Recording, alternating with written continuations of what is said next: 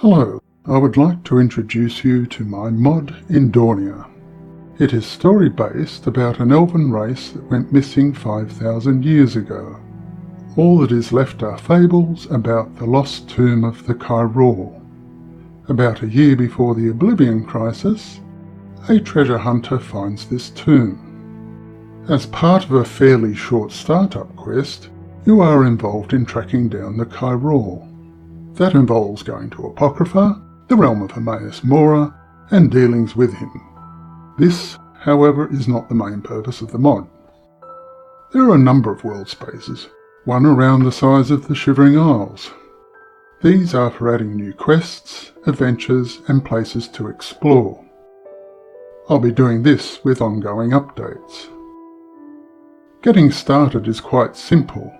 When you first load the mod, a sentinel appears, tells you a few things, and gives you a travel stone called Indornia. When you're ready to start, the Indornia stone is under Stones in Inventory. It takes you to a place called Calasan Island, just west of Anvil. The island is a separate world space to Tamriel, by the way. In fact, Indornia makes no changes at all to Oblivion, such as worlds or interiors. This should eliminate any mod conflicts, but that depends on what those mods need to do. A number of people have asked about quest pop-ups, especially at the start. Even with OBSC, there is no code that can suppress that pop-up. The solution is to run the quest update while we are talking to an NPC. This results in a text message instead of a pop-up. Indornia does that wherever practical.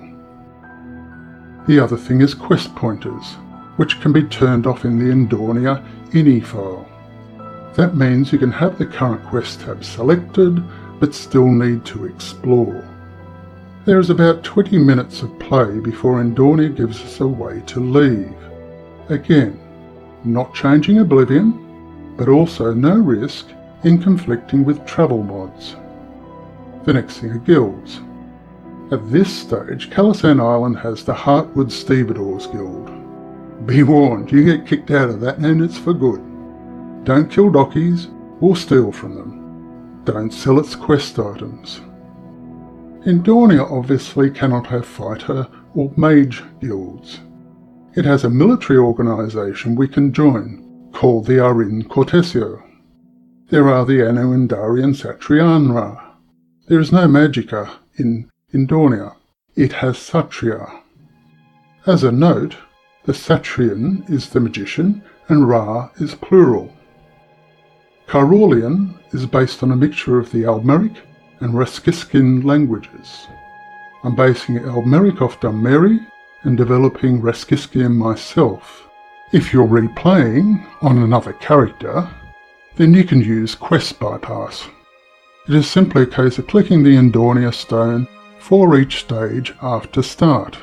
You can still, however, choose to do any quest between skipping any others. It takes us through to the end of the main Arin Cortesio quests, where we get our own spaceship. Note, when orbiting a planet, we need fairly high video distance settings to see the planet, moons, and stars. Somebody asked me why I use Skyrim meshes for Apocrypha. They aren't. I made them from scratch. The average polygon count is around 1/5 of Skyrim's. On that note, the creatures are called Quasitor, which is Latin for seeker.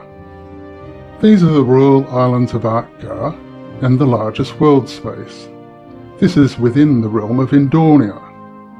Tes lore has it that Mundus is the universe. Indornia lore states that it is just one of 5 major realms, called Mundus, Indornia, Echia, Nyonde, and Shiktar. Various NPCs, books, and crystals, in-game videos, will cover all of this in due course. It also means that all the creatures have to be new. That brings me to the amount of dialogue during the startup quests. The story behind Indornia is hundreds of pages. This dialogue works like a talking book to bring you up to speed on that. I've whittled that down to around 20 minutes over several hours of play. Any other dialogue has typically short sentencing.